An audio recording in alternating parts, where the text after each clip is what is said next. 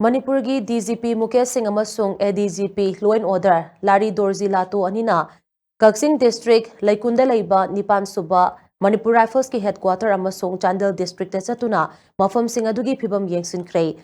DGP na luchingba team aduna Kaksing District satuna District Police ki phibam Yengshinkhibaga loinana lau panthada pamdaba thodok sing thoktanaba laukatfam thokpa thabak sing laukanaba khangalamki Mafam Maduda Kaksing District Police, CAPF Amadi Atay Central Agency Kayagi Luching Bus Singa Unaduna, Hiram Kayada Kananainaki, Mifam Maduda DGP Mukesh Singh Nahai, Hauzik Lairiba Kesing Asigi Matangda, Mapung Faba Investigation Chataduna, Atubada Kesing Asi disposed on Naba Honagadabani.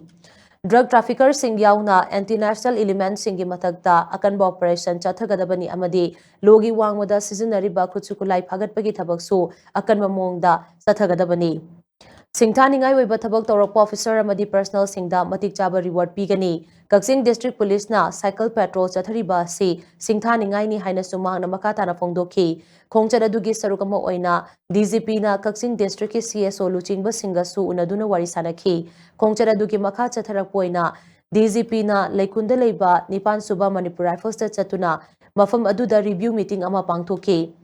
mifam aduda tongan ba post amadi outpost singda Personal deploy to yauna tongan behiram singda khananainaki makha tarakpada DGP na Chandel District satuna Chandel District ki SP gi office ta nauna saba conference hall amaga cyber cell ga haunabi matungi na sangaki madugi matungda Chandel District Police CSO amadi Assam Rifles ki miyut singa unaki